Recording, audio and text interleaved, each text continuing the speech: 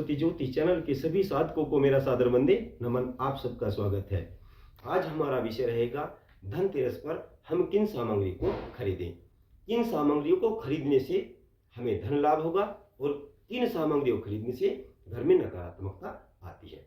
इन दोनों बातों को ध्यान कर हमें खरीदारी करनी चाहिए। सबसे पहले धनतेरस के दिन एक चांदी का पात्र या चांदी का कोई सिक्का खरीदना चाहिए। इस चांदी के पात्र को या चांदी के सिक्के को लक्ष्मी पूजन यानी दीपावली पूजन में रखें, फिर इसे उठाकर अपने पास में रख लें। इसी प्रकार से धनतेरस के दिन हमें धनिया भी खरीदना चाहिए। धनिया खरीद करके इसे भी दीपावली पूजन में रखें। अगले दिन इस धनिया को किसी गमले में इसकी बुआई करें। यदि धनिया जम करके उग करके हरा भरा हो जाता है तो आप समझ लेना कि आपके घर में हरियाली खुशहाली आ जाएगी। धन धान्य से आपका घर परिपूर्ण होता चला जाएगा। इसी प्रकार से एक पीतल के पात्र में या तांबे के पात्र में खील और पतासे भरकर बाजार से खरीद कर लाना चाहिए। फिर इसको इसके ऊपर ला करके स्वास्तिक बनाए, कुमकुम से हल्दी से स्वास्तिक बनाए।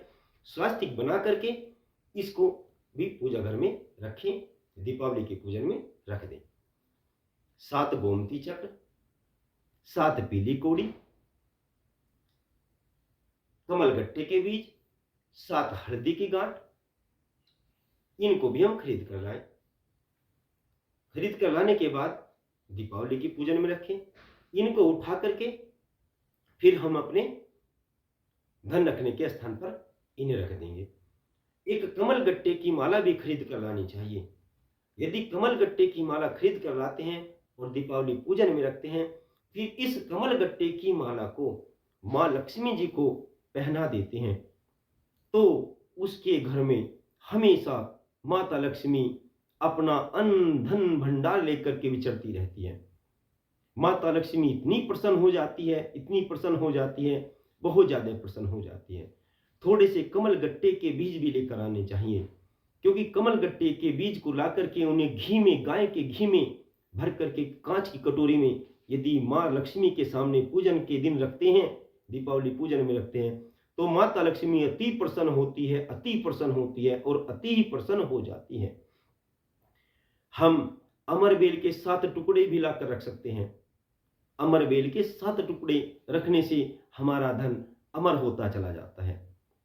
इसी प्रकार से 7 टुकड़े अमरबेल के जब हम दीपावली पूजन करते हैं, एक हम सीरस की टहनी भी लेकर आ सकते हैं, उसको भी हम पूजन में रखते हैं। तो इसी प्रकार से हमें धनतेरस के दिन झाड़ू अवश्य खरीदनी चाहिए। तांबे के या किसी पीतल के पात्र में खील से भरा हुआ, खील पतासे से भरा हुआ कोई पात्र खरीद कर लाना चाहिए। नमक खरीद कर लाना चाहिए। 7 पीली कौड़ी, 7 गोमती चक्र, एक कमलगट्टे की माला, चांदी का सिक्का, नमक आदि सामग्री हमें खरीदनी चाहिए। हमें कांच की सामग्री और लोहे से निर्मित वस्तु नहीं खरीदनी चाहिए। ऐसा करने से घर में नकारात्मकता आती है। यदि हम कम से कम या अधिक से अधिक खरीदना है तो चांदी खरीदें, झाड़ू खरीदें, नमक खरीदें, कमलगट्टे के बीज खरीदें, गोमती चक्र खरीदें, कौड़ी खरीदें। यदि हम इन सामग्रियों को खरीदते हैं तो घर में माता लक्ष्मी का आना तय है। उस घर को माँ लक्ष्मी अपनी कृपाओं से सराबोर कर कर ही रहेगी।